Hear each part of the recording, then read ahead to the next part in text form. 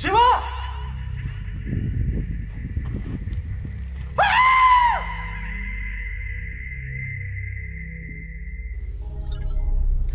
ఈ వీడియో గుర్తుపెట్టుకోండి, ఉపయోగపడుతుంది. దేవాలయాలు ఏముంటుంది ఈ లోపల?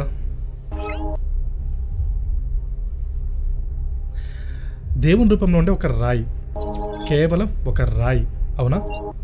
సరే, కాసేపు ఇప్పుడు దేవుని పక్కన పెడదాం, సైన్స్ గురించి మాట్లాడదాం. ఈ దేవుని కాసేపు పక్కన పెట్టి కాసేపు రాయిని రాయిగా చూద్దాం. ఇప్పుడు మీకు కొన్ని ప్రాథమిక విషయాలు చెప్తాను, వినండి. ఒకసారి ఆలయం దాని అంతర్నిర్మాణంలోకి వెళ్ళి చూద్దాం. ఇక్కడ చూస్తే ఒక గర్భగుడి, అందులోపల ఏదో ఒక రూపంలో ఉన్న ఒక రాయి. ఇది దాదాపు 6 నుంచి 7 అడుగులు లేదా పీఠంతో సహా ఒక 9 అడుగులు ఉంటుంది. ఇప్పుడు చాలామంది ఒక రాయికి ఇంత అలంకరణ ఎందుకు, ఏముంది అందులో, అదొక మూగరాయి, అలాంటి రాయిని మీరు ఎందుకు దేవుళ్ళ ఆరాధిస్తారు అని చాలామంది ఎగతాళి చేస్తుంటారు. విగ్రహాలను ఎగతాళి చేస్తున్న మూర్ఖులందరికీ ఇప్పుడు దాని వెనక ఉన్న సైన్స్ ఏంటో చెప్తా, వినండి. ఏంటిది? ఒక రాయి. రాయి అంటే ఏంటి? లోహాలు మరియు ఖనిజ లవణాల ద్వారా తయారైన ఒక శిల. మీరు ఏదో ఒక లోయలోకి వెళ్ళి గట్టిగా అరిస్తే ఆ రాళ్ళు ఏం చేస్తాయి? తిరిగి అదే సౌండ్ని, అదే ధ్వనిని మళ్ళీ వెనక్కి పరావర్తన చేస్తాయి, అవునా? ఇదొక బహిరంగ ప్రదేశం. శబ్దం ప్రయాణించి రాళ్ళని ఢీకొడతాయి. అప్పుడు ఆ రాళ్ళు ఆ ధ్వనిని లేదా శబ్దాన్ని వెనక్కి పరావర్తన చేస్తాయి. ఈ ప్రక్రియనే ఎకో అని పిలుస్తారు. ఇలా మీరు ధ్వని తరంగాలను ఎంత గట్టిగా అరిసి పంపితే దానికి అనుగుణంగా ఆ రాళ్ళు ప్రతిధ్వనిస్తూ ఉంటాయి. అందుకే మీరు ఒక చిన్న గ్యాప్లో 2-3 రకాల శబ్దాలు వింటుంటారు ఎప్పుడు అలా గట్టిగా అరిచినప్పుడు, ఎక్కడైనా లోయలోకి వెళ్ళి. విజువల్గా చూసేకి మాత్రం అక్కడ ఏం కనపడకపోవచ్చు, కానీ మనం దాన్ని వింటాం. కాకపోతే ఇది బయటి ప్రదేశం కదా. అదే మనం దగ్గరగా క్లోజ్గా ఉన్నటువంటి, అంటే మూసి ఉన్న ప్రదేశంలో చేస్తే ఊహించండి ప్రతిధ్వని ఎంత ఉంటుందో. అంటే బయటి ప్రదేశం కంటే చాలా ఎక్కువగానే ఉంటుంది, అవునా? సరే, ఒక గుడి లోపలికి వెళ్దాం. ఇక్కడ మనకు ఒక లింగం కానీ లేకపోతే ఒక విగ్రహం కానీ కనిపిస్తుంది. దానిపైన గాలి గోపురం అనే మూసి ఉన్న ఒక గోడ నిర్మాణం ఉంటుంది. అంటే ఆకాశాన్ని సూచిస్తున్నట్లు ఒక కొనతో ఉన్నటువంటి ఒక పిరమిడ్ ఆకారం. ఏ దేవాలయం లోపల కిటికీలు ఉండవు. గట్టిగా ప్యాక్ చేసినట్లు ఉండే రాతి గోడలతో ఒక ఖచ్చితమైన నిర్మాణంతో నిర్మించబడిన ఒక కట్టడం. అంతేకాదు, అందులోకి కాంతి కూడా ప్రవేశించదు. ఇప్పుడు కొంతమంది బ్రాహ్మణులు ఆ విగ్రహానికి ఎదురుగా నిలబడి కొన్ని రకాల శబ్దాలను పంపిస్తూ ఉంటారు. అది కూడా కేవలం నిన్న మొన్నటి నుంచో కాదు, కొన్ని వేల సంవత్సరాల నుండి. అలా ప్రతిరోజు ప్రతి దేవాలయంలోనూ ఉదయం నుండి మధ్యాహ్నం, సాయంత్రం, రాత్రి వరకు నిరంతరంగా ఆ ధ్వనులు చేస్తూనే ఉంటారు. అది కూడా కేవలం మంత్రాలే కాదు, గంట కూడా వాయిస్తూ ఉంటారు. అది ఇంకా కొన్ని దేవాలయాలు అయితే డప్పు చప్పులు కూడా చేస్తూ ఉంటారు. ధ్వనికి రూపం ఉంటుందని మన భారతీయులకు తెలిసినంతగా ఇంకెవరికి తెలియదు. కానీ కనీసం కొంతమంది అయినా ఈ లో ఐక్యూ పీపుల్ ఉంటారు కదా, వీళ్ళ కోసమే ఇప్పుడు చూపించబోయే ప్రయోగాలు ఒకసారి చూడండి. మామూలుగా కణాలు వివిధ రకాల ధ్వనుల కారణంగా వివిధ రకాల నమూనాలను రూపాలుగా ఏర్పడుతూ ఉంటాయి. నిగెల్ స్టాన్ఫర్డ్ ఒక అందమైన మ్యూజిక్ వీడియోని నిగెల్ స్టాన్ఫర్డ్ ఛానల్లో తయారు చేసి ఉంచారు. దీనిలో నీళ్లు, మంటలు, ఈ కణాలు ధ్వనికి ఎలా ప్రతిస్పందిస్తాయో దాన్ని వాళ్ళు చాలా అందంగా చూపించారు.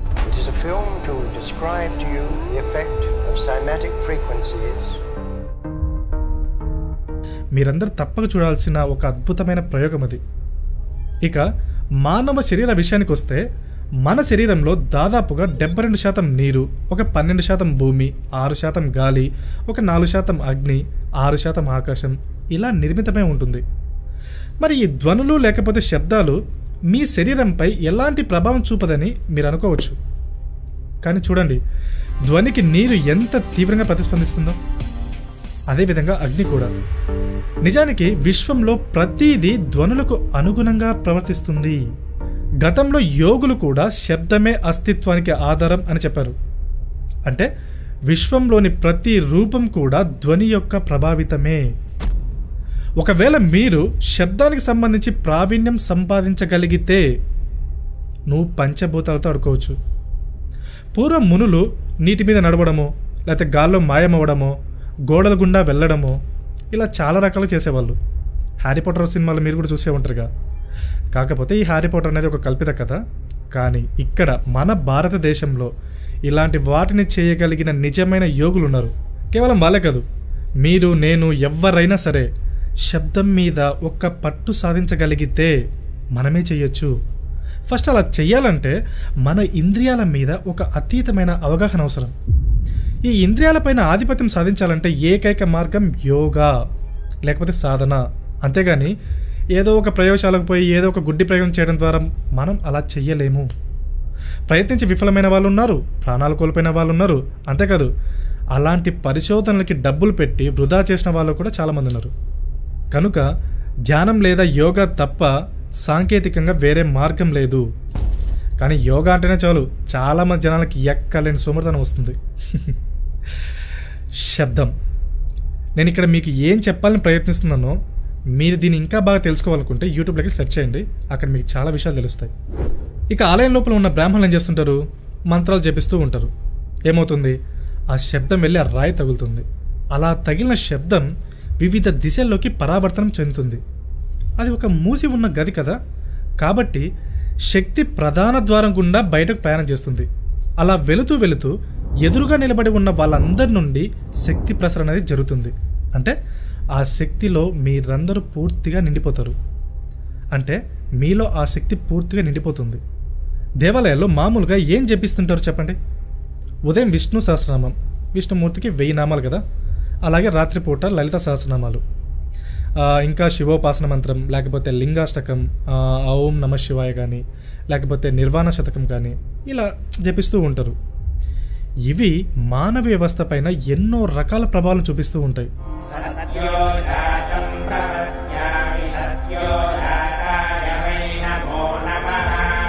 కాబట్టి ఈ ధ్వనులు మానవ వ్యవస్థపై ఎలాంటి ప్రభావాన్ని చూపుతాయో తెలుసుకోవాలని మేం మా టీం అనుకోవడమే కాదు, నిజంగానే ప్రయోగం చేయడానికి, అంటే మానవ మెదడు మానవ వ్యవస్థపై ఈ ధ్వనుల ప్రభావాన్ని నమోదు చేయడానికి ఒక న్యూరో సర్జన్ దగ్గరికి వెళ్ళాం.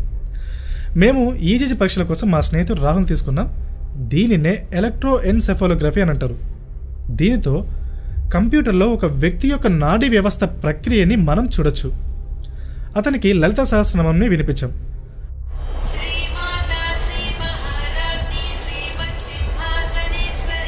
రాహుల్ రిలాక్స్ ఫేజ్ ఒకసారి ఫస్ట్ నుంచి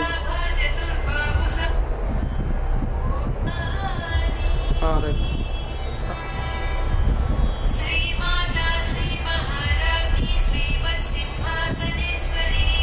అతను పొందుతున్న పారాసింథటిక్ వ్యత్యాసాలు మాత్రం నిజంగానే ఆశ్చర్యపరిచాయి.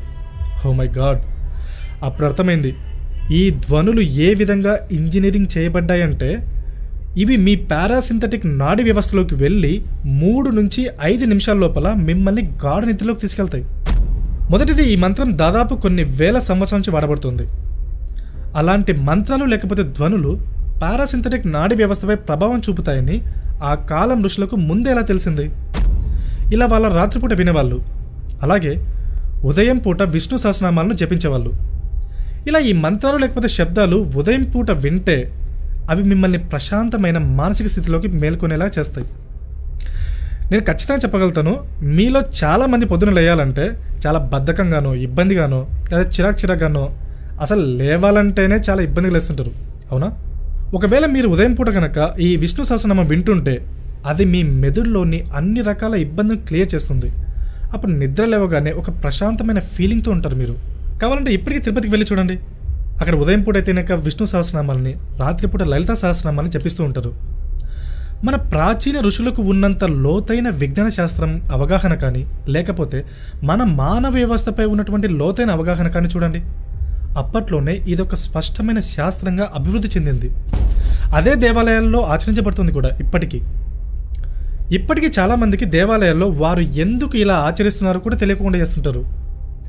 ఇలా మేము కొన్ని ఊళ్ళలోకి వెళ్ళి పూజని అడిగినప్పుడు వాళ్ళు చెప్పిన విషయాలు ఏంటంటే వాళ్ళు చాలా సంవత్సరాలు చేస్తున్నారని. దేనికి అంటే ఇట్లా ఆరోగ్యానికి మంచిదనో, లేకపోతే డబ్బులు వస్తాయనో, లేకపోతే సంతానం కలుగుతుందనో, ఇలా మొదలని చెప్పారన్నమాట. దేవాలయాలు శిథిలావస్థ చేయడానికి ఇది కూడా ఒక కారణం.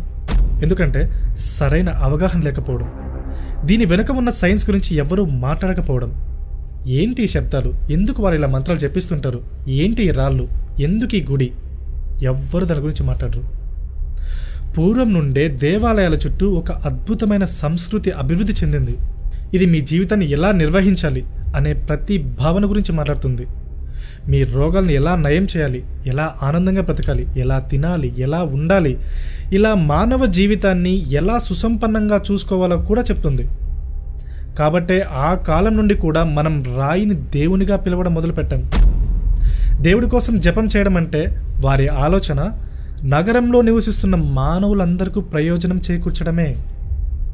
ఇదొక ఉచిత సర్వీస్.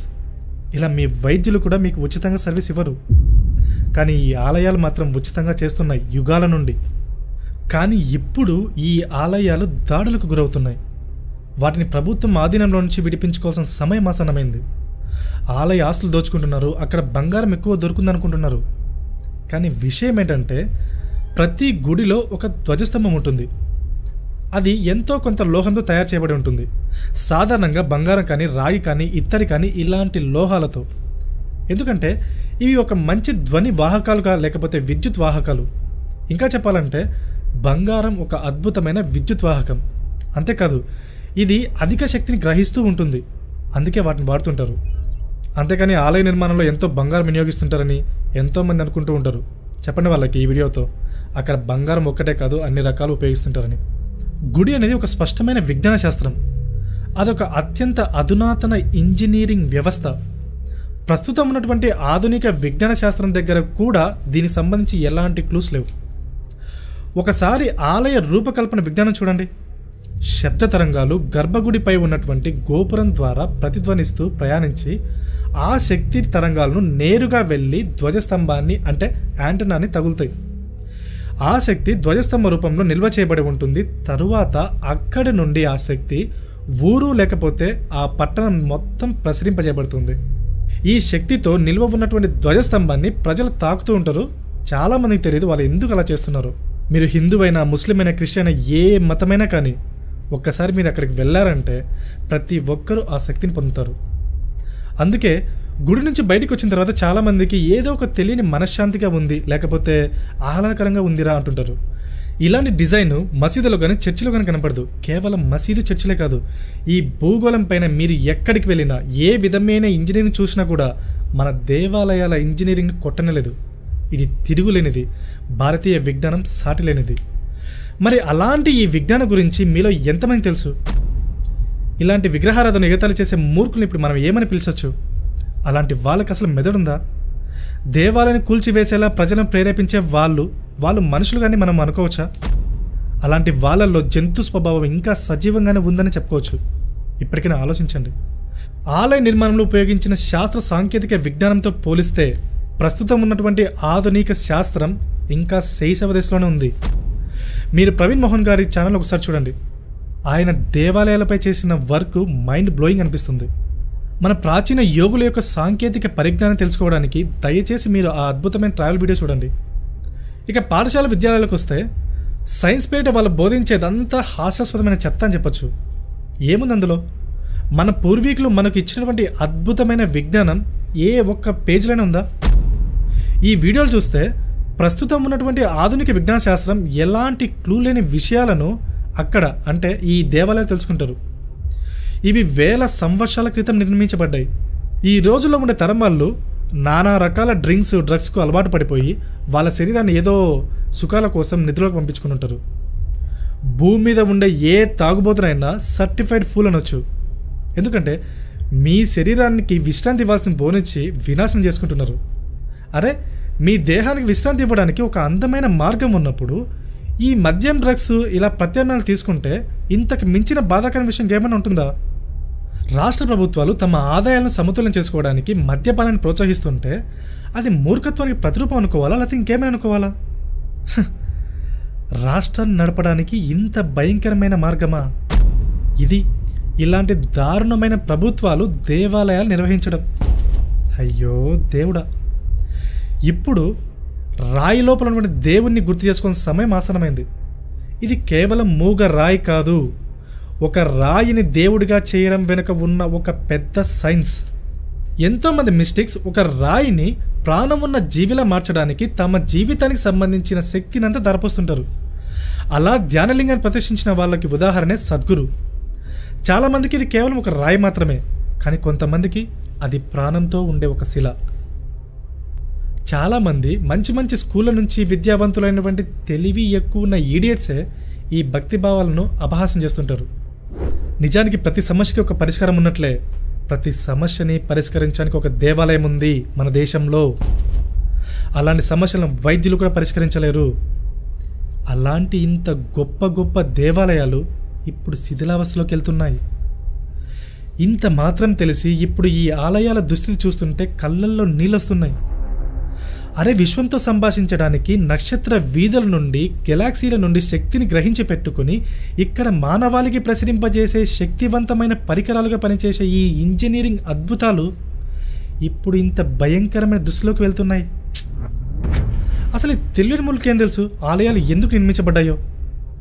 ప్రస్తుతం ఉన్నటువంటి ప్రభుత్వ నియంత్రణలో ఉన్న దేవాలయాలు అత్యంత దారుణమైన దుస్థితిలో ఉన్నాయి.